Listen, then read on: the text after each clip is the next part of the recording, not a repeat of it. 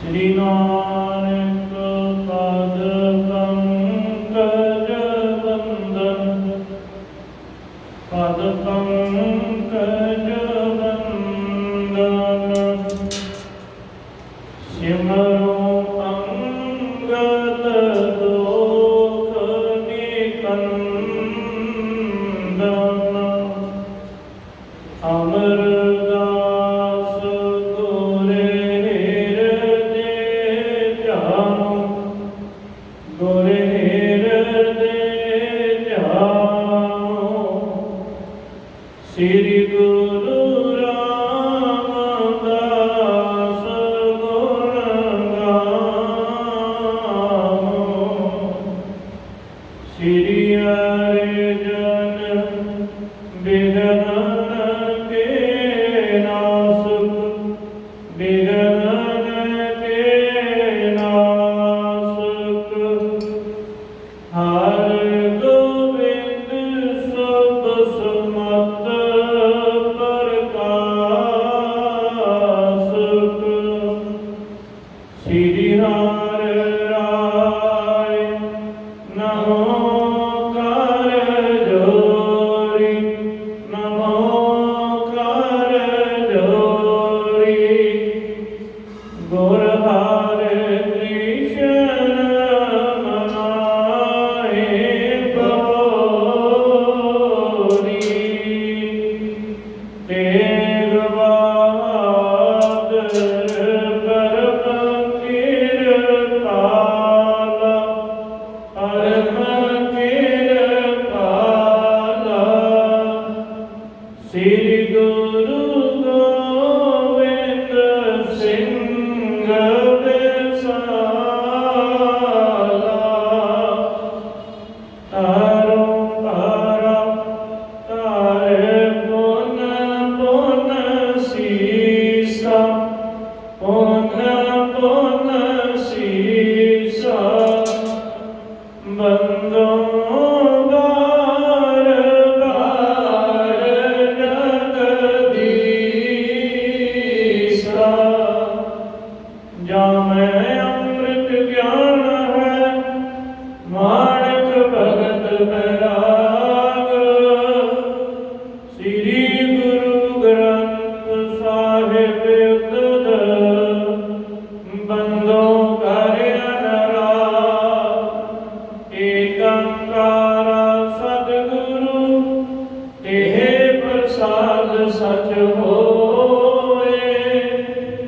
वाहिगुरु जी की फतेह है, विघ्न विनाशन सोए। वाहिगुरु जी की फतेह है, विघ्न विनाशन सोए। सतनाम श्री वाहिगुरु साहिब जी चौपई। श्री गुर हर गोविंद कर धरियो, अंग अंग अविलोकन करियो। श्री गुर हर गोविंद कर धरियो, अंग अंग अविलोकन करियो।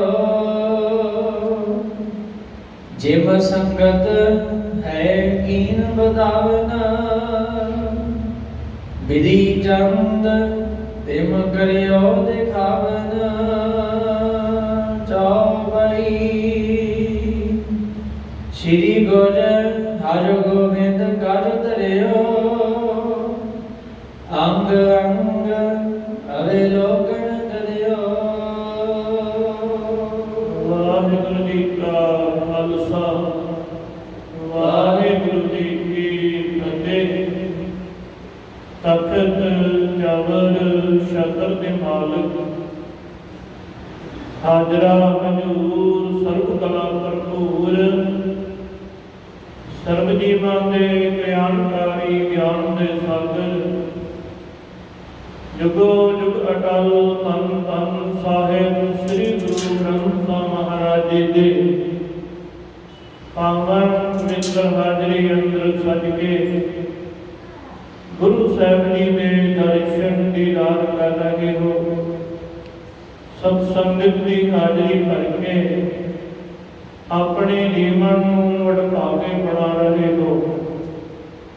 ਬਾਬਾ ਜੀ ਦੇ ਪਵਿੱਤਰ ਸਥਾਨ ਗੁਰਦੁਆਰਾ ਪਾਕ ਸਾਹਿਬ ਵਿਖੇ ਹਰ ਰੋਜ਼ ਦੋਨੋਂ ਹੀ ਟਾਈਮ ਦੀਵਾਨ ਵਸਾਈਦਾ ਹੈ।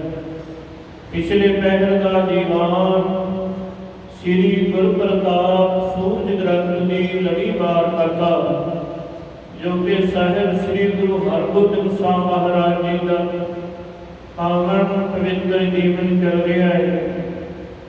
ਲੜੀਵਾਰ ਕਥਾ ਬਹਾਦਰ ਬਾਬਾ ਬਿਧੀ ਚੰਦ ਜੀ ਜੋ ਗੁਰੂ ਹਰਗੋਬਿੰਦ ਸਾਹਿਬ ਮਹਾਰਾਜ ਜੀ ਦੇ ਨਾਲ ਸਾਰਾ ਹੀ ਜੀਵਨ ਆਪਣਾ ਗੁਰਸਿੱਖੀ ਦੇ ਪ੍ਰਚਾਰ ਦੇ ਵਾਸਤੇ, ਸੇਵਾ ਦੇ ਵਾਸਤੇ ਸਮਰਪਿਤ ਕਰਨਾ ਕੀਤਾ, ਜਿਨ੍ਹਾਂ ਨੂੰ ਬੇਅੰਤ ਹੀ ਬਖਸ਼ਿਸ਼ਾਂ ਪ੍ਰਾਪਤ ਹੋਈਆਂ। ਸੋ ਬਹਾਦਰ ਬਾਬਾ ਬਿਧੀ ਚੰਦ ਜੀ ਜੋ ਕਿ ਸੇਠ ਕਰੋੜੀ ਮਲ ਦੇ ਕੋਲੋਂ ਦੋ ਬਹੁਤ ਸੁੰਦਰ ਦਰਿਆਈ ਘੋੜੇ ਜੋ ਵਲੈਤ ਦੇ ਵਿੱਚੋਂ ਖਰੀਦ ਕੇ ਲਿਆਇਆ ਸੀ, ਸੰਗਤ ਦੇ ਨਾਲ ਆਉਂਦਿਆਂ ਹੋਇਆਂ ਜਿਸ ਵੇਲੇ ਲਾਹੌਰ ਆਏ ਤਾਂ ਘੋੜੇ ਬਾਦਸ਼ਾਹ ਨੇ ਤੱਕੋ ਜੋਰੀ ਕੋ ਲੈਣਾ ਕੀਤੇ। ਸੰਗਤਾਂ ਨੇ ਉਹਨਾਂ ਘੋੜਿਆਂ ਦੀਆਂ ਸਿਫਤਾਂ ਕੀਤੀਆਂ ਕਿ ਗੁਰੂ ਸਾਹਿਬ ਜੀ ਆਪ ਜੀ ਦੇ ਚੜ੍ਹਨ ਦੇ ਰਹੇ, ਕਿਰਪਾ ਕਰੋ, ਰਹਿਮਤ ਕਰੋ। ਸਤਿਗੁਰੂ ਜੀ ਨੇ ਬਹਾਦਰ ਬਾਬਾ ਬਿਧੀ ਚੰਦ ਜੀ ਨੂੰ ਭੇਜਿਆ, ਜਿਨ੍ਹਾਂ ਨੇ ਘਾਰੀ ਬਣ ਕੇ ਕਿਲੇ ਦੇ ਵਿੱਚ ਪ੍ਰਵੇਸ਼ ਕੀਤਾ ਤੇ ਸਾਰਿਆਂ ਦਾ ਮਨ ਜਿੱਤ ਕੇ ਤੇ ਦਰੋਗੇ ਦਾ ਮਨ ਜਿੱਤ ਕੇ ਉਹ ਕੁੰਜੀਆਂ ਦੇਖ ਲਈਆਂ ਜਿੱਤੇ ਸੋਨੇ ਦੀਆਂ ਬਣੀਆਂ ਹੋਈਆਂ, ਹੀਰੇ ਪੰਨਿਆਂ ਦੀਆਂ ਜੜਤ ਕੀਤੀਆਂ ਹੋਈਆਂ ਕਾਠੀਆਂ ਪਈਆਂ ਸੀ। ਇਹ ਸਾਰਾ ਭੇਦ ਲਾ ਲਿਆ। ਫਿਰ ਉਹ ਪਹਿਰੇਦਾਰ ਕਹਿਣ ਲੱਗੇ ਕਿ ਦਰੋਗਿਆ ਸਾਨੂੰ ਪਾਰਟੀ ਦੇਣਾ ਕਰ। ਤੈਨੂੰ ਬਾਦਸ਼ਾਹ ਨੇ 1000 ਰੁਪਈਆ ਨਾਮ ਵਜੋਂ ਦਿੱਤਾ, ਸਾਨੂੰ ਕਦੀ ਕੁਝ ਦੇਣਾ ਨਹੀਂ ਕੀਤਾ। ਤੇਰੇ ਤੇ ਦਰੋਗਾ ਵੀ ਬੜਾ ਪ੍ਰਸੰਨ ਹੈ ਤੇ ਬਾਦਸ਼ਾਹ ਵੀ ਬੜਾ ਪ੍ਰਸੰਨ ਹੈ। ਬਾਬਾ ਜੀ ਕਹਿੰਦੇ ਕਿ ਜੋ ਵੀ ਕਹੋ ਉਹੀ ਪਾਰਟੀ ਦੇ ਦਿੰਦੇ, ਪਰ ਮੈਂ ਹਿੰਦੂਆਂ ਦੇ ਘਰ ਜਨਮ ਲਿਆ ਹੋਇਆ ਹੈ, ਐਸੀ ਕੋਈ ਵਸਤੂ ਨੂੰ ਮੈਂ ਹੱਥ ਨਹੀਂ ਲਾਵਾਂਗਾ। ਉਹ ਕਹਿੰਦੇ ਦਰੋਗਿਆ ਤੂੰ ਪੈਸੇ ਦੇ ਵੀ ਹੱਥ ਲਾਉਣ ਦੀ ਲੋੜ ਨਹੀਂ ਹੈ।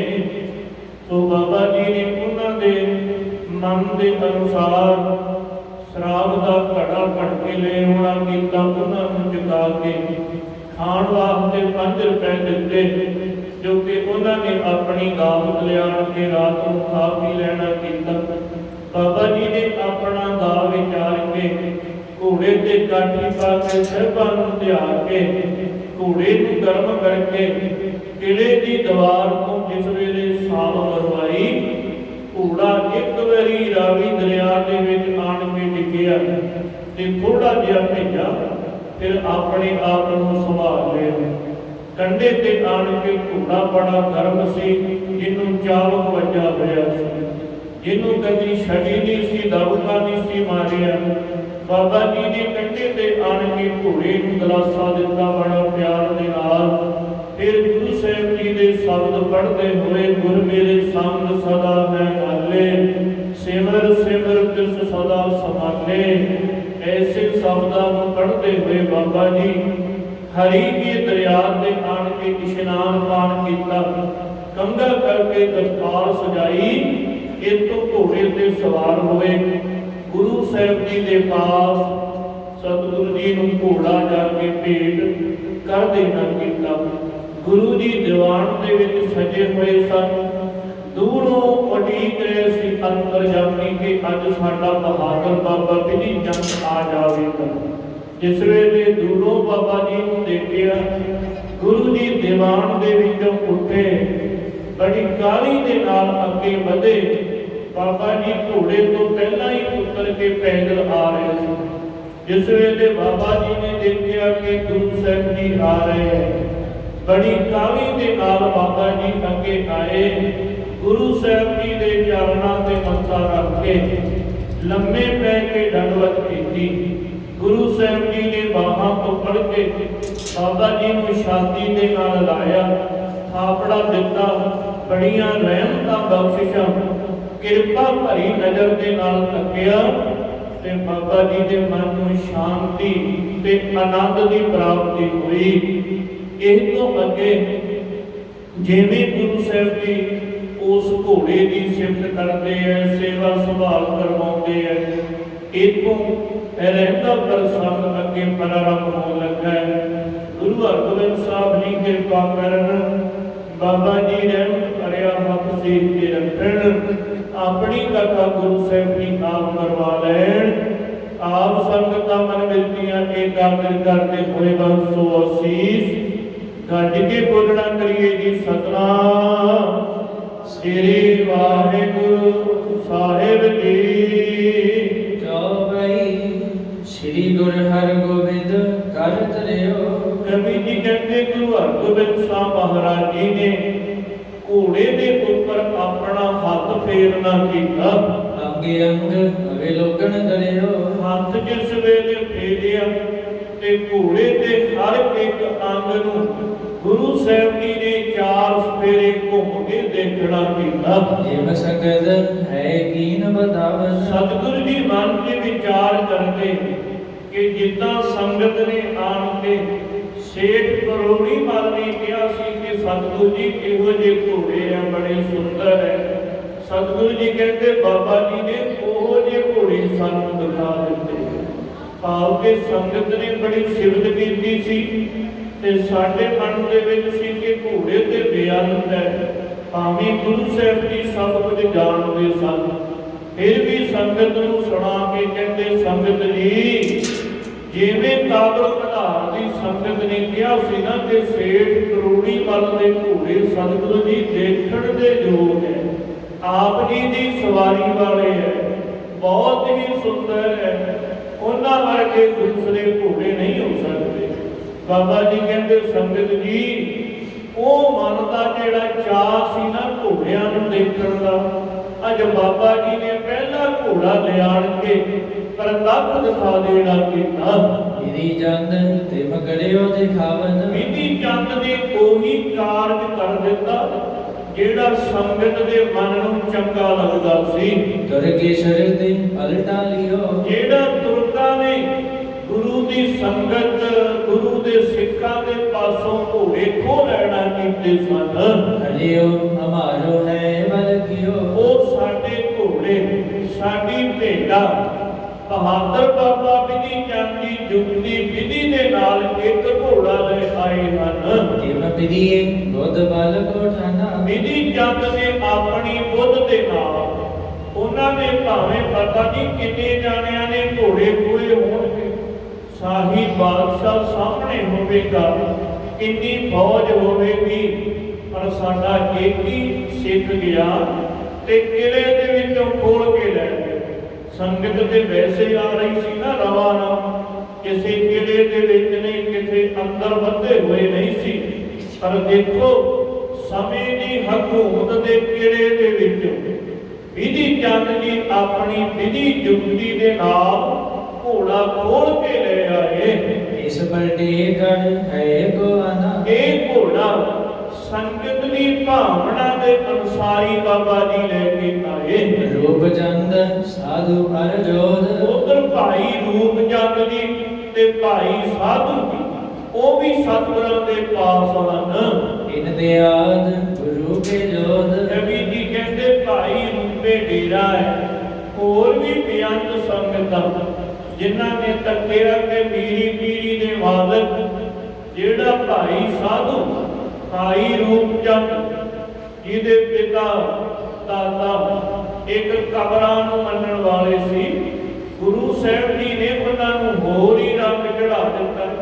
ਉਹਨਾਂ ਨੇ ਇਹਨਾਂ ਦਾ ਨਵਾਂ ਹੀ ਨੰਬਰ ਵਸਾ ਦਿੱਤਾ ਹੈ, ਭਾਈ ਦਾ ਰੂਪਾ।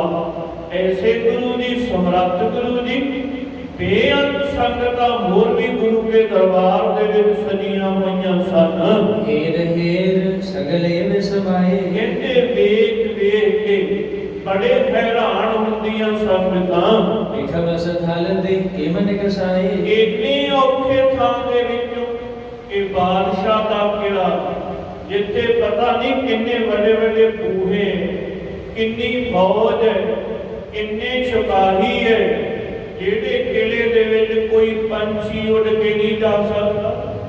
ਉੱਥੋਂ ਬਹਾਦਰ ਬਾਬਾ ਬਿਧੀ ਚੰਦ ਜੀ ਕੇਵੀ ਘੋੜਾ ਲੈ ਆਏ ਭਾਈ। ਕਹਿੰਦੇ ਇਵੇਂ ਗੱਲਾਂ ਸੰਗਤ ਦੇ ਵਿੱਚ ਹੋਣ ਲੱਗੀਆਂ। ਸਭ ਹੀ ਨ ਜਾਣਿਓ ਗੁਰੂ ਪ੍ਰਤਾਪ, ਸਭ ਨੇ ਜਾਣਨਾ ਕੀਤਾ ਕਿ ਜਿੱਥੇ ਬਹਾਦਰ ਬਾਬਾ ਬਿਧੀ ਚੰਦ ਜੀ ਵਿਧੀਆਂ ਦੇ ਮਾਲਕ ਹੈ, ਉੱਥੇ ਗੁਰੂ ਜੀ ਸਮਰੱਥ ਹੈ। ਜਿਹਦੇ ਵੀ ਸਿਰ ਤੇ ਹੱਥ ਰੱਖਦਾ ਨਾ, ਉਹਦੇ ਤੋਂ ਵੱਡੇ ਕਾਰਜ ਕਰਵਾ ਲੈਂਦੇ ਹੈ। ਕਰਨ ਕਰਾਵਣ ਆਪੇ ਆਪ, ਕਿਉਂਕਿ ਜੋ ਵੀ ਕਰਨ ਕਰਾਉਣ ਵਾਲੇ ਹੈ, ਉਹਦੇ ਆਪ ਮਾਲਕ ਮੀਰੀ ਪੀਰੀ ਦੇ ਮਾਲਕ ਗੁਰੂ ਹਰਗੋਬਿੰਦ ਸਾਹਿਬ ਜੀ ਹਨ। ਮਾਨਸ ਬਪੁਰੇ ਦੇ ਕਿਆ ਹੋਏ, ਮਨੁੱਖ ਵਿਚਾਰਾ ਕੀ ਹੈ ਕਿ ਮਨੁੱਖ ਆਪਣੀ ਬੁੱਧੀ ਦੇ ਨਾਲ, ਸਿਆਣਪ ਦੇ ਨਾਲ ਕੁਝ ਕਰਦਾ। ਇਹ ਤੇ ਗੁਰੂ ਸਾਹਿਬ ਜੀ ਕਿਰਪਾ ਕਰਦੇ ਹੈ, ਵਾਹਿਗੁਰੂ ਪਰਮੇਸ਼ਰ ਕਿਰਪਾ ਕਰਦਾ ਹੈ, ਆਪਣੇ ਪਿਆਰਿਆਂ ਦੇ ਹਿਰਦੇ ਦੇ ਵਿੱਚ ਵਸ ਕੇ, ਤੇ ਜਿਹੜੇ ਕਠਿਨ ਕਾਜ ਉਹਨਾਂ ਨੂੰ ਸੁਖੈਨ ਬਣਾ ਲੈਂਦੇ ਹੈ। ਕਰੀਅਤ ਬੀਜ ਬਹਾਨਾ ਸੋਏ, ਇਹ ਤੇ ਇੱਕ ਮਨੁੱਖ ਦਾ ਬਹਾਨਾ ਹੀ ਹੁੰਦਾ ਹੈ। ਕਾਰਜ ਤੇ ਆਪ ਮਾਲਕ ਨੇ ਆਪਣਾ ਕਰਨਾ ਹੁੰਦਾ ਹੈ। ਜੇਠਾ ਨਿਕਟ ਗੁਰੂ ਦਾ ਬਹਿਰਾ, ਗੁਰੂ ਸਾਹਿਬ ਜੀ ਦੇ ਪਾਸ ਹੈ ਭਾਈ ਜੇਠਾ ਜੀ ਸਿੱਧਵਾਂ ਵਾਲੇ, ਜਿਨ੍ਹਾਂ ਦਾ ਨਗਰ ਭਿੱਖੀ ਪਿੰਡ ਤੋਂ ਅੱਗੇ ਨੂੰ ਜਾਈਏ ਪਹੂ ਪਿੰਡ ਨੂੰ, ਤੇ ਨਜ਼ਦੀਕ ਹੀ ਪਹੂ ਪਿੰਡ ਦੇ ਸਾਹਮਣੇ ਹੀ ਆਉਂਦਾ ਹੈ ਭਾਈ ਜੇਠਾ ਜੀ ਦਾ ਪਿੰਡ ਸਿੱਧਵਾਂ। ਬੜੇ ਜਵਾਨ ਤੇ ਬੜੇ ਬਲਵਾਨ ਸਨ। ਇਹ ਘੋੜਿਆਂ ਦੇ ਉੱਪਰ ਸਾਰੀ ਜ਼ਿੰਮੇਵਾਰੀ ਕਰਦੇ ਸੀ। ਜਿੰਨੇ ਗੁਰੂ ਸਾਹਿਬ ਜੀ ਦੇ ਮੇਲੇ ਦੇ ਵਿੱਚ ਘੋੜੇ ਸਿੱਖ, ਉਹਨਾਂ ਨੂੰ ਨਿਹਾਰੀ ਪਾਉਣੀ, ਉਹਨਾਂ ਦਾ ਜੋ ਵੀ ਸਾਜੋ ਸਮਾਨ ਖਰੀਦਣਾ, ਇਹ ਬਾਬਾ ਜੇਠਾ ਜੀ ਸਿੱਧਵਾਂ ਵਾਲੇ ਕਰਦੇ। ਸਤਿਗੁਰੂ ਜੀ ਨੇ ਬਾਬਾ ਜੇਠਾ ਜੀ ਨੂੰ ਦੇਖਿਆ ਪਾਸ ਖੜਿਆ, ਤੇ ਇਹ ਹੁਕਮ ਕਰਨਾ ਕੀਤਾ, ਸੌਂਪ ਤਰੰਗ ਮਦੀਨ ਬੜੇਰਾ। ਬਾਬਾ ਜੇਠਾ ਜੀ ਨੂੰ ਘੋੜੇ ਦੀਆਂ ਵਾਗਾਂ ਫੜਾ ਕੇ ਤੇ ਸੌਂਪ ਦੇਣਾ ਕੀਤਾ।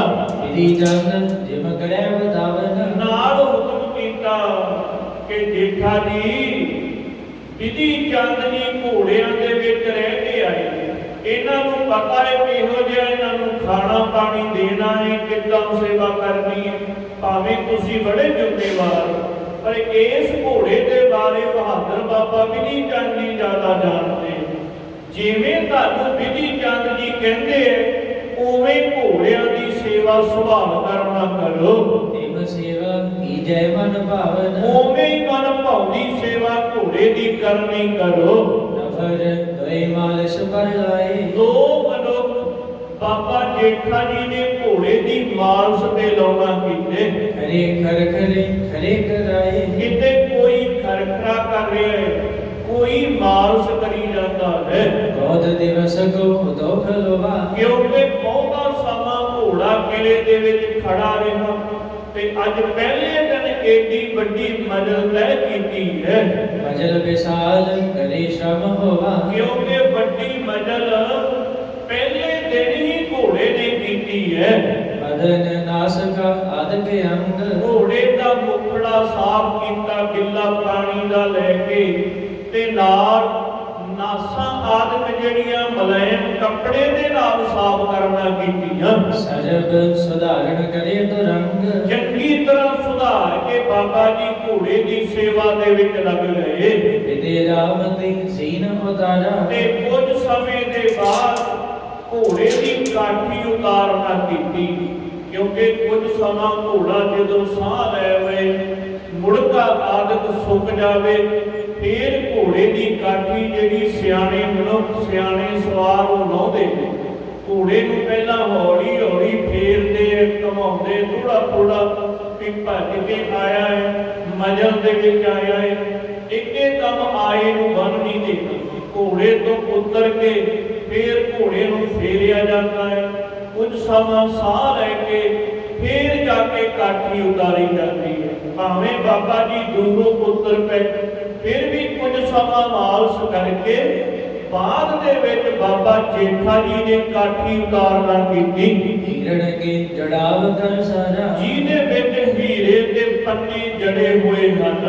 ਖੈਬੇ ਉਜਦ ਹਰੇ ਤ੍ਰਿਣ ਪਾਏ, ਕਵੀ ਜੀ ਕਹਿੰਦੇ ਬੜਾ ਹਰਿਆ ਹਰਿਆ ਘਾਹ ਘੋੜੇ ਦੇ ਅੱਗੇ ਪਾਉਣਾ ਕੀਤਾ, ਖਰੋ ਹੋੜ ਥਲ ਖਰੋ ਬਣਾਏ, ਤੇ ਜਿੱਥੇ ਘੋੜੇ ਨੇ ਖਲੋਣਾ ਸੀ ਉੱਥੇ ਬੜਾ ਮਲੈਮ ਗੋੜ ਕੇ ਮਿੱਟੀ ਨੂੰ ਉਹ ਥਾਂ ਨੂੰ ਬਣਾਉਣਾ ਕੀਤਾ। ਕੀਨ ਦਿਹਾਵਲ ਦੀਨ ਨਿਹਾਰੀ, ਤੇ ਨਾਲ ਨਿਹਾਰੀ ਜਿਹੜੀ ਹੈ ਉਹ ਕੜਾਹ ਦੀ ਬਣਾ ਕੇ ਦੇਸੀ ਘਿਓ ਦੀ ਦੇਣਾ ਕੀਤੀ ਕਿ ਘੋੜਾ ਮਜਲ ਤੋਂ ਆਇਆ ਹੈ, ਚੰਗੇ ਖਾਣੇ ਖਾਣ ਵਾਲਾ ਹੈ, ਸੁੰਦਰ ਘੋੜਾ। ਬਾਬਾ ਜੇਠਾ ਜੀ ਨੇ ਕੜਾਹ ਦੀ ਨਿਹਾਰੀ ਘੋੜੇ ਨੂੰ ਦੇਣਾ ਕੀਤੀ। ਉਪਰ ਸ਼ੋਭ ਪਟ ਰਾਖਿਓ ਡਾਰੀ, ਇਹਦੇ ਉੱਪਰ ਸੁੰਦਰ ਰੇਸ਼ਮ ਦਾ ਕੱਪੜਾ ਪਾ ਦੇਣਾ ਕੀਤਾ ਕਿ ਕਿਸੇ ਦੀ ਨਜ਼ਰ ਨਾ ਲੱਗ ਜਾਵੇ। ਇਹ ਗੁਰੂ ਦੀ ਤਕੀਦ ਸੀ ਕਿ ਭਾਈ ਘੋੜੇ ਨੂੰ ਬੜਾ ਸੰਭਾਲ ਕੇ ਰੱਖਣਾ ਹੈ। ਤੇ ਬਾਬਾ ਜੇਠਾ ਜੀ ਜਿਹੜੇ ਬਹੁਤ ਸਿਆਣੇ, ਕਹਿੰਦੇ ਸਾਰੇ ਘੋੜੇ ਦਾ ਬਦਨ ਬੜੇ ਮਲੈਮ ਰੇਸ਼ਮੀ ਕੱਪੜੇ ਨਾਲ ਢੱਕ ਦੇਣਾ ਕੀਤਾ। ਦੋਹਰਾ ਇਤ ਐਸੇ ਪਹੁੰਚਿਓ ਦੁਰੰਗ, ਉਤ ਲਵਪੁਰ ਕੀ ਗਾਥ। ਕਵੀ ਜੀ ਅੱਗੇ ਲਾਹੌਰ ਦੀ ਕਥਾ ਬਿਆਨ ਕਰਨ ਲੱਗੇ ਹੈ ਕਿ ਘੋੜਾ ਜਦੋਂ ਨਿਕਲ ਆਇਆ ਉਧਰ ਫਿਰ ਕੀ ਆਪ ਹੋਣਾ ਕੀਤੀ, ਕੀ ਕੁਝ ਹੋਣਾ ਕੀਤਾ। ਕਵੀ ਜੀ ਕਹਿੰਦੇ ਇੱਧਰ ਦਲਵਾਗ ਨਾਮੀ ਘੋੜਾ ਗੁਰੂ ਜੀ ਦੇ ਪਾਸ ਜਦੋਂ ਪਹੁੰਚ ਜਾਣਾ ਕੀਤਾ। ਜਿਮ ਹੋਈ ਸੰਤੋ ਸੁਨੋ, ਕਹਿਤ ਕਵੀ ਤੁਮ ਸਾਥ। हे ਸੰਗਤ ਜੀ, हे ਸੰਤ ਜਨੋ ਗੁਰਸਿੱਖੋ, ਉਹ ਕਥਾ ਸੁਣੋ ਲਾਹੌਰ ਦੇ ਵਿੱਚ ਜਿਵੇਂ ਹੋਈ। ਕਵੀ ਸੰਤੋਖ ਸਿੰਘ ਜੀ ਕਹਿੰਦੇ ਉਹ ਮੈਂ ਤੁਹਾਨੂੰ ਬੜੇ ਪਿਆਰ ਦੇ ਨਾਲ ਸੁਣਾਉਂਦਾ ਹਾਂ। ਚੋ ਬਈ ਨਿਜ ਖਾਣੇ ਮਹਿ ਸੌਦੇ ਖਾਸ, ਸੌਦੇ ਖਾਣੇ ਆਪਣੇ ਘਰ ਦੇ ਵਿੱਚ ਖਾਣਾ ਜਦੋਂ ਖਾ ਲੈਣਾ ਕੀਤਾ। ਖਾਣਾ ਖਾਣ ਕਰਿਓ ਸੁਬਦਾਨ, ਖਾਣਾ ਖਾ ਕੇ ਤੇ ਆਪਣੇ ਘਰ ਸੌਂ ਕੇ ਬਤੀਤ ਕੀਤੀ। ਇਸ ਬਿਦਾਈ ਬੜ ਪ੍ਰਾਤ ਸਿਧਾਰਾ, ਕਹਿੰਦੇ ਸਾਰੀ ਰਾਤ ਆਪਣੇ ਘਰ ਦੇ ਵਿੱਚ ਸੌਂ ਕੇ ਸਵੇਰੇ ਉੱਠਣਾ ਕੀਤਾ।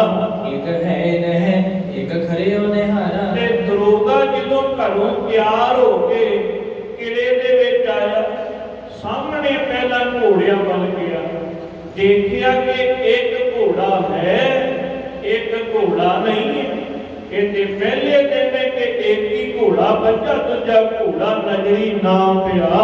ਦੇਖ ਭਇਓ ਸੰਦੇਹ ਮਹਾਨਾ, ਕਹਿੰਦੇ ਦੇਖ ਕੇ ਤੇ ਬੜਾ ਮਨ ਦੇ ਵਿੱਚ ਸ਼ੰਕਾ ਉਤਪੰਨ ਹੋਇਆ। ਸਭ ਦਾਸਨ ਸੋ ਓਜ ਬਖਾਨਾ, ਉੱਚੀ ਉੱਚੀ ਆਵਾਜ਼ਾਂ ਮਾਰਨ ਲੱਗਾ ਸੇਵਕਾਂ ਨੂੰ ਕਿ ਸ਼ੈਨ ਸੇਵਕਾਂ ਨੇ ਕਿਤੇ ਘੋੜਾ ਬੱਧਾ ਹੋਵੇਗਾ, ਘਮਾ ਰਹੇ ਹੋਣਗੇ।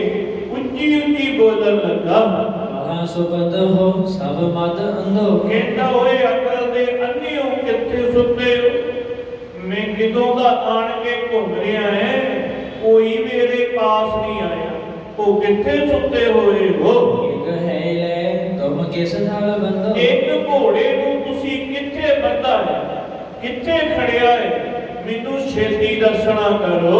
ਅਦੇ ਕੈਫ ਕੇ ਪਰੇ ਬੇਹਲਾ, ਕਹਿੰਦੇ ਸਾਰੇ ਨੌਕਰ ਰਾਤ ਦੀ ਸ਼ਰਾਬ ਮੁਫਤ ਦੀ ਪੀ ਪੀ ਕੇ ਬੇਹਾਲ ਹੋਏ ਪਏ, ਅਜੇ ਤੀਕਰ ਉੱਠੇ ਨਹੀਂ। ਸੁਣ ਸੁਣ ਆਪਣੋ ਕੀਨ ਸੰਭਾਲਾ, ਜਿਸ ਵੇਲੇ ਬੜੀਆਂ ਉੱਚੀ ਰੌਲਾ ਪਾਇਆ ਨਾ, ਉਹਨਾਂ ਦੇ ਕੰਨਾਂ ਦੇ ਵਿੱਚ ਆਵਾਜ਼ ਪਈ ਕਿ ਦਰੋਗਾ ਆ ਗਿਆ, ਆਪਾਂ ਜੇ ਸੁੱਤੇ ਪਏ, ਸੁਰਤ ਸੰਭਾਲੀ ਨਾ। ਕਹਿੰਦੇ ਇੱਕਦਮ ਆਪਣੇ ਆਪ ਨੂੰ ਸੰਭਾਲਣ ਲੱਗੇ। ਘਰ ਦੇ ਚਲਿਓ ਦਰੋਗਾ ਆਇਓ, ਘਰ ਤੋਂ ਚੱਲ ਕੇ ਦਰੋਗਾ ਆਪਣੇ ਪਾਸ ਆ ਗਿਆ ਹੈ। ਉਠੇ ਤੁਰਤ ਹੀ ਹਿਮ ਲਖ ਪਾਇਓ, ਕਹਿੰਦੇ ਤੁਰੰਤ ਹੀ ਉੱਠੇ ਕਿ ਕਿਤੇ ਦਰੋਗਾ ਅੰਦਰ ਆਣ ਕੇ ਵੇਖ ਨਾ ਲੈਣਾ ਕਰੇ। ਸਭਨੇ ਆਨ ਸੋ ਥਾਨ ਨਿਹਾਰਾ, ਸਭ ਨੇ ਆਣ ਕੇ ਜਦੋਂ ਘੋੜਿਆਂ ਵਾਲਾ ਥਾਂ ਦੇਖਣਾ ਕੀਤਾ, ਘੋੜਾ ਨਹੀਂ ਵਿਖਿਓ ਘਰ ਸਾਰਾ। ਹੁਣ ਸਾਰਿਆਂ ਨੇ ਦੇਖਿਆ ਕਿ ਘੋੜਾ ਘਰ ਦੇ ਵਿੱਚ ਹੈ ਨਹੀਂ, ਕੋਈ ਇੱਧਰ ਭੱਜਾ ਫਿਰਦਾ, ਕੋਈ ਇੱਧਰ ਭੱਜਾ ਫਿਰਦਾ ਹੈ। ਹੌਲੇ ਹੈ ਕਹਾਂ ਚਲ ਗਇਓ, ਕਹਿੰਦੇ ਬੜੇ ਹੈਰਾਨ ਹੋਏ ਕਿ ਭਈ ਘੋੜਾ ਕਿੱਧਰ ਚਲੇ ਗਿਆ, ਕੋਈ ਕਿਤੇ ਦੇਖਦਾ, ਕੋਈ ਕਿਤੇ ਦੇਖਦਾ। ਇੱਕ ਦੂਜੇ ਨੂੰ ਪੁੱਛਣ ਲੱਗੇ। नहीं सन गिद जह निकसयो ਪਰ ਕਿਸੇ ਨੂੰ ਵੀ ਪਤਾ ਨਾ ਲੱਗਾ। ਕੰਧਾਂ ਦੇਖਦੇ ਭਾਈ ਕਿਤੇ ਸਾਹਮਣੇ ਤੇ ਨਹੀਂ ਲੱਗੀ, ਕਿਤੇ ਬੂਹਾ ਤੇ ਨਹੀਂ ਰਾਤ ਕਿਸੇ ਨੇ ਖੋਲਿਆ। ਕਹਿੰਦੇ ਕੁਝ ਵੀ ਨਜ਼ਰ ਨਾ ਪੈਣਾ ਕੀਤਾ। द्वार किवाड़ असजद सारे ਸਾਰੇ ਦਰਵਾਜ਼ੇ ਬੰਦ ਹੈ, ਕੋਈ ਕਿਸੇ ਪ੍ਰਕਾਰ ਦੀ ਸੰਨ ਨਹੀਂ ਲੱਗਣਾ ਕੀਤੀ। लग ताकी बिन नहीं उगाड़े ਕਿਉਂਕਿ ਛੋਟੀ ਤਾਕੀ ਜਿਹੜੀ ਦਰਵਾਜ਼ੇ ਦੀ ਹੁੰਦੀ ਹੈ, ਉਹਦੇ ਵਿੱਚ ਦੀ ਘੋੜਾ ਲੰਘ ਨਹੀਂ ਸਕਦਾ। ਉਹਦੇ ਵਿੱਚ ਦੀ ਤੇ ਬੰਦਾ ਨਿਉ ਕੇ ਲੰਘਦਾ, ਘੋੜਾ ਕਿਵੇਂ ਲੰਘ ਸਕਦਾ? ਜਿੰਦਰੇ 3 ਵਜੇ ਹੋਏ, ਇੱਕ ਬਾਰੀ ਸਿਰਫ ਖੁੱਲਦੀ ਹੈ, ਉਹ ਵੀ ਰਾਤ ਨੂੰ ਬੰਦ ਹੋ ਜਾਂਦੀ ਹੈ। ਘੋੜਾ ਭਾਈ ਕਿੱਧਰ ਚਲੇ ਗਿਆ ਹੋਵੇਗਾ? शाह समीपी सुध पहुँचाई ਕਹਿੰਦੇ ਬਾਦਸ਼ਾਹ ਨੂੰ ਵੀ ਇਹ ਸੁਧ ਦੇ ਦੇਣਾ ਕੀਤੀ। कहाँ भयो है नहीं अस्थाई ਬਾਦਸ਼ਾਹ ਸਲਾਮਤ, ਇੱਕ ਤੁਹਾਡਾ ਘੋੜਾ ਲੱਭ ਨਹੀਂ ਗਿਆ। ਜਿਹੜਾ ਆਪਾਂ 2 ਘੋੜੇ ਖੋਏ ਸੀ ਨਾ, ਉਹਨਾਂ ਦੇ ਵਿੱਚੋਂ ਇੱਕ ਘੋੜਾ ਆਪਣੇ ਕਿਲੇ ਦੇ ਵਿੱਚ ਨਹੀਂ ਹੈ। सुन संपरम दे तब चले आयो ਕਹਿੰਦੇ ਉਹ ਵੀ ਬੜਾ ਛੇਤੀ ਦੇ ਨਾਲ ਹੈ ਕਿ ਘੋੜਾ ਕਿੱਥੇ ਜਾ ਸਕਦਾ? ਕੌਣ ਹੈ ਜਿਹੜਾ ਮੇਰੇ ਤੋਂ ਡਰਦਾ ਨਹੀਂ? ਇਹ ਮਨ ਦੇ ਵਿੱਚ ਹੰਕਾਰ ਲੈ ਕੇ ਦੌੜ ਕੇ ਆਇਆ। एक है खड़ो ना एक दर्शायो ਉਹਨੇ ਵੀ ਆਣ ਕੇ ਦੇਖਿਆ ਕਿ ਇੱਕ ਘੋੜਾ ਹੈ, ਇੱਕ ਘੋੜਾ ਹੈ ਨਹੀਂ। मिले लोग गण इद उद हीरे ਕਹਿੰਦੇ ਲੋਕ ਮਿਲੇ, ਕੋਈ ਇੱਧਰ ਭੱਜਾ ਫਿਰਦਾ ਤੇ ਕੋਈ ਇੱਧਰ ਭੱਜਾ ਫਿਰਦਾ ਹੈ। लखियो खोज है गज में फेरे ਕਹਿੰਦੇ ਖੋਜ ਦੇਖਦੇ ਐ ਤੇ ਖੋਜ ਘਰ ਦੇ ਵਿੱਚ ਹੀ ਹੈ, ਕਿਉਂਕਿ ਘਰ ਦੇ ਵਿੱਚ ਹੀ ਘੁਮਾ ਕੇ ਤੇ ਛਾਲ ਮਰਾ ਦਿੱਤੀ। ਸਾਰੇ ਦੇਖਦੇ ਐ, ਕਿਸੇ ਬੂਹੇ ਵਾਲਾ ਨੂੰ ਖੋਜ ਨਹੀਂ ਜਾਂਦੀ। ਬੜੇ ਹੈਰਾਨ ਹੋਏ। उन निकसन की थान न जाने ਕਹਿੰਦੇ ਨਿਕਲਣ ਵਾਲਾ ਥਾਂ ਕਿਹੜਾ ਹੋਵੇ? ਇਹ ਇੱਕ ਦੂਜੇ ਦੇ ਨਾਲ ਗੱਲਾਂ ਕਰਨ ਲੱਗੇ। कहाँ गयो नह भेव पछाने ਕੋਈ ਵੀ ਭੇਦ ਕਿਸੇ ਨੂੰ ਲੱਭਦਾ ਨਹੀਂ, ਘੋੜਾ ਕਿੱਥੇ ਚਲੇ ਗਿਆ। पूजे दास बुलाए बहोरी ਇੱਕ ਨੂੰ ਬੁਲਾ ਕੇ ਤੇ ਪੁੱਛਣਾ ਕੀਤਾ, तुम ते क्यों न दिखी है जोड़ी ਤੁਸੀਂ ਕਿਉਂ ਨਹੀਂ ਇਹ ਦੇਖਣਾ ਕੀਤਾ ਕਿ ਆਪਣਾ ਘੋੜਾ ਕੌਣ ਲੈ ਗਿਆ, ਕਿਵੇਂ ਲੈ ਗਿਆ? ਉਹ ਤੁਸੀਂ ਇੰਨੇ ਜਾਣੇ ਕਾਹਦੀ ਨੌਕਰੀ ਕਰਦੇ ਹੋ? हाथ जोड़ सब होन सुनायो ਸਭ ਨੇ ਹੱਥ ਜੋੜ ਕੇ ਬੇਨਤੀ ਕੀਤੀ। और पंथ हम कर तकरायो ਅਸੀਂ ਤੇ ਦਰਵਾਜ਼ੇ ਤੇ ਪਹਿਰਾ ਦੇ ਰਹੇ ਸੀ ਤੇ ਬਾਦਸ਼ਾਹ ਸਲਾਮਤ ਦਰਵਾਜ਼ੇ ਥਾਣੀ ਤੇ ਘੋੜਾ ਗਿਆ ਨਹੀਂ। ਜੇ ਦਰਵਾਜ਼ੇ ਥਾਣੀ ਜਾਂਦਾ ਤੇ ਅਸੀਂ ਦੇਖਦੇ ਨਾ, ਅਸੀਂ ਤੇ ਦਰਵਾਜ਼ੇ ਤੇ ਪਹਿਰਾ ਦੇ ਰਹੇ ਸੀ। भयो निकेत विषय है लीन ਅਸੀਂ ਤੇ ਸਭ ਕੁਝ ਦੇਖਣਾ ਕੀਤਾ ਹੈ, ਪਰ ਘੋੜੇ ਦਾ ਕੋਈ ਪਤਾ ਨਹੀਂ ਲੱਗਣਾ ਕੀਤਾ। पहरियान नह गिन हो लीन ਅਸੀਂ ਤੇ ਜਦੋਂ ਸੁਬਾਹ ਦੇਖਿਆ ਉਦੋਂ ਹੀ ਸਾਨੂੰ ਪਤਾ ਚੱਲਿਆ। किदो भूम का शिदर उगाड़ा ਜਾਂ ਤੇ ਕਿਤੇ ਧਰਤੀ 'ਚ ਛੇਕ ਹੋ ਗਿਆ ਤੇ ਘੋੜਾ ਧਰਤੀ ਦੇ ਵਿੱਚ ਧਸ ਗਿਆ ਹੈ। करियो बीज नह गिनो निहारा ਇਹ ਨਹੀਂ ਕਿਸੇ ਨੇ ਦੇਖਿਆ ਕਿ ਘੋੜਾ ਆਕਾਸ਼ ਦੇ ਵਿੱਚ ਚਲੇ ਗਿਆ ਜਾਂ ਧਰਤੀ ਦੇ ਵਿੱਚ ਵੜ ਗਿਆ ਹੈ। किदो गगन में उड़ कर गयो ਨਾ ਇਹ ਹੀ ਪਤਾ ਲੱਗਾ ਹੈ। ਬਾਦਸ਼ਾਹ ਸਲਾਮਤ, ਅਸੀਂ ਇਹ ਵੀ ਨਹੀਂ ਦੇਖਿਆ ਕਿ ਘੋੜਾ ਧਰਤੀ ਦੇ ਵਿੱਚ ਵੜ ਗਿਆ ਜਾਂ ਕਿਤੇ ਉੱਡ ਕੇ ਆਕਾਸ਼ ਨੂੰ ਚਲੇ ਗਿਆ। कै पताल को गमनत भयो ਅਸੀਂ ਇਹ ਦੇਖਿਆ ਕਿ ਕੋਈ ਪਤਾਲ ਦੇ ਵਿੱਚੋਂ ਜਾਨਵਰ ਆਇਆ ਹੋਵੇ ਜਿਹੜਾ ਘੋੜੇ ਨੂੰ ਕੱਸ ਕੇ ਲੈ ਗਿਆ। ਇਹ ਕੁਝ ਤੇ ਅਸੀਂ ਰਾਤ ਦੇਖਿਆ ਹੀ ਨਹੀਂ। मानुख की हित गम्य न कोई ਮਨੁੱਖ ਦਾ ਤੇ ਇੱਥੇ ਬਾਦਸ਼ਾਹ ਸਲਾਮਤ ਕੰਮ ਹੀ ਕੋਈ ਨਹੀਂ। आवे है तस्कर बन कर जोई ਜਿਹੜਾ ਚੋਰ ਬਣ ਕੇ ਆਵੇ ਤੇ ਤੁਹਾਡਾ ਖੋੜਾ ਖੋਲ ਕੇ ਲੈ ਜਾਵੇ। सुन सुन सियाणी गण चले आए ਕਹਿੰਦੇ ਸੁਣ ਸੁਣ ਕੇ ਹੋਰ ਵੀ ਸਿਆਣੇ ਜਿਹੜੇ ਉਹ ਇਕੱਤਰ ਹੋ ਗਏ। सुमत करत कश लखियो ना जाए ਆਪਣੀ ਮੱਤ ਦੇ ਨਾਲ ਦੇਖਦੇ ਐ, ਪਰ ਕੁਝ ਵੀ ਮੱਤ ਦੇ ਵਿੱਚ ਆਉਂਦਾ ਨਹੀਂ। अटकल कर है पेश नह जाए ਕਹਿੰਦੇ ਕੋਈ ਪੇਸ਼ ਨਹੀਂ ਜਾਂਦੀ, ਕੋਈ ਕਿਸੇ ਬੰਨੇ ਦੀਆਂ ਗੱਲਾਂ ਕਰੀ ਜਾਂਦਾ, ਕੋਈ ਕਿਸੇ ਬੰਨੇ ਦੀਆਂ ਦੀਆਂ ਗੱਲਾਂ ਕਰਦਾ ਹੈ। ਹੀਰੇ ਹੈ ਸੁਨਹਿ ਸ਼ਾਹੋ ਪਛਤਾਏ। ਕਹਿੰਦੇ ਬਾਦਸ਼ਾਹ ਬੜਾ ਪਛਤਾਉਂਦਾ ਹੈ। ਉਹ ਗੱਲ ਤੇ ਤੁਹਾਨੂੰ ਕੋਈ ਚੰਗੀ ਆਉਂਦੀ ਨਹੀਂ, ਐਵੇਂ ਰੌਲਾ ਪਾਈ ਜਾਂਦੇ, ਕੋਈ ਕਹਿੰਦਾ ਉੱਡ ਗਿਆ, ਕੋਈ ਕਹਿੰਦਾ ਧਰਤੀ ਚਲ ਗਿਆ, ਕੋਈ ਗੱਲ ਤੇ ਤੁਹਾਡੀ ਕੋਈ ਸਵਾਦ ਵਾਲੀ ਹੈ ਨਹੀਂ। ਆਦ ਪ੍ਰਿਯ ਹੈ ਮੇਰੋ ਕਿਨ ਲਿਓ। ਉਹ ਮੇਰਾ ਪਿਆਰਾ ਘੋੜਾ ਕੌਣ ਲੈ ਗਿਆ ਹੈ, ਉਹ ਵੀ ਤੁਸੀਂ ਦੱਸ ਕੁਛ ਪਾਉਣਾ ਕਰੋ। ਆਪਨ ਵਿਨਾਸ਼ ਕਾਹੇ ਉਪਜਿਓ। ਉਹ ਕਿਹੜਾ ਮਨੁੱਖ ਜੰਮ ਪਿਆ ਜਿਹੜਾ ਆਪਣਾ ਵਿਨਾਸ਼ ਕਰਾਉਣਾ ਚਾਹੁੰਦਾ ਹੈ। ਮਹਿ ਮੰਡਲ ਮਹਿ ਕੋ ਅਸਰ ਹੈ। ਇਹ ਕਿਹੜੇ ਭੂ ਮੰਡਲ ਦੇ ਵਿੱਚ ਐਸਾ ਮਨੁੱਖ ਜੰਮ ਪਿਆ ਜਿਹਨੇ ਮੇਰੇ ਨਾਲ ਮੱਥਾ ਲਾ ਲਿਆ ਹੈ। ਮੇਰੋ ਦਰਾਸ ਜੋ ਨਹਿ ਉਰ ਰਹਿ। ਉਹ ਕਿਹੜਾ ਬਾਦਸ਼ਾਹ, ਕਿਹੜਾ ਮਨੁੱਖ ਹੈ ਜਿਹੜਾ ਮੇਰੇ ਤੋਂ ਡਰਦਾ ਨਹੀਂ। ਅਬਰ ਬਲਾਇਤ ਕੇ ਬਾਦਸ਼ਾਹ। ਹੋਰ ਜਿੰਨੇ ਵੀ ਦੇਸ਼ਾਂ ਦੇ ਵਿਦੇਸ਼ਾਂ ਦੇ ਬਾਦਸ਼ਾਹ ਰਹਿੰਦੇ ਹਨ, ਉਹੀ ਵਸਤ ਰੱਖ ਸਕੈ ਨਾ ਬਾਹਾ। ਉਹ ਤੇ ਮੇਰੀ ਵਸਤੂ ਕੋਈ ਚਰਾਈ ਹੋਈ ਲਗਾ ਨਹੀਂ ਸਕਦੇ, ਰੱਖ ਨਹੀਂ ਸਕਦੇ। ਇਸਕੇ ਸੀਸ ਉਬੈ ਹੋਏ ਗਏ। ਕਹਿੰਦੇ ਸਿਰ ਦੋ ਹੋ ਗਏ, ਭਾਵ ਕਿ ਕਿੰਨੇ ਮਰਨ ਦੀ ਇੱਛਾ ਰੱਖ ਲਈ, ਜਿੰਨੇ ਮੇਰੇ ਘੋੜੇ ਨੂੰ ਹੱਥ ਪਾ ਲਿਆ। ਨਿਰਭੈ ਹੋਏ ਘੋੜਾ ਜਿਨ ਲਈ। ਇਹ ਕੌਣ ਨਿਰਭੈ ਆ ਗਿਆ ਜਿੰਨੇ ਮੇਰਾ ਭੈ ਹੀ ਨਹੀਂ ਮੰਨਿਆ। ਸਾਰੀ ਖਲਕਤ ਮੇਰਾ ਭੈ ਮੰਨਦੀ ਹੈ, ਪਰ ਇਹ ਕਿਹੜਾ ਮਨੁੱਖ ਹੋਵੇਗਾ, ਕੌਣ ਹੋਣਗੇ ਜਿੰਨੇ ਮੇਰਾ ਭੈ ਨਹੀਂ ਮੰਨਣਾ ਕੀਤਾ। ਸ਼ਬ ਹੈ ਪਹਾੜਨ ਮੈਂ ਕੋ ਜਾਏ। ਕਿਹੜਾ ਜਾ ਕੇ ਪਹਾੜਾਂ ਦੀ ਗੁਫਾ ਦੇ ਵਿੱਚ ਲੁਕ ਜਾਵੇਗਾ। ਰਹਾ ਸੈਨ ਮਮ ਆਨਹਿ ਧਾਏ। ਮੇਰੀ ਸੈਨਾ ਪਹਾੜਾਂ ਦੀਆਂ ਗੁਫਾ ਦੇ ਵਿੱਚੋਂ ਵੀ ਘੋੜੇ ਦੇ ਸਮੇਤ ਉਹਨਾਂ ਨੂੰ ਫੜ ਕੇ ਲੈ ਆਵੇਗੀ। ਮਜੋ ਦੁਰਗ ਮਹਿ ਹੋਏ ਪ੍ਰਵੇਸ਼। ਜਾਂ ਕੋਈ ਰੇਤਲੇ ਮਾਰੂ ਥਲ ਦੇ ਵਿੱਚ ਪ੍ਰਵੇਸ਼ ਕਰ ਗਿਆ ਹੋਵੇਗਾ। ਛੋੜੇ ਕਹਾਨ ਚਮੋ ਵਿਸ਼ੇਸ਼। ਪਰ ਮੇਰੀ ਫੌਜ ਤੇ ਨਹੀਂ ਨਾ ਛੱਡੇ, ਚਾਹੇ ਕੋਈ ਪਹਾੜਾਂ ਦੇ ਵਿੱਚ ਲੁਕ ਜਾਏ, ਚਾਹੇ ਕੋਈ ਮਾਰੂ ਥਲ ਦੇ ਵਿੱਚ ਲੁਕ ਜਾਏ, ਮੇਰੇ ਤੋਂ ਤੇ ਕੋਈ ਛਿਪ ਨਹੀਂ ਸਕਦਾ। ਸਦਰੂ ਵਿਸਾਲ ਉਹੇ ਅਬ ਸੋਏ। ਹੁਣ ਮੇਰਾ ਕੌਣ ਹੈ ਜਿਹੜਾ ਕੋਈ ਦੁਸ਼ਮਣ ਬਣ ਲੱਗਾ, ਕਿਉਂਕਿ ਕਿੰਨਾ ਵੱਡਾ ਹੰਕਾਰ, ਹੰਕਾਰੀਆਂ ਨਿੰਦਕਾਂ ਪਿੱਠ ਜੇ।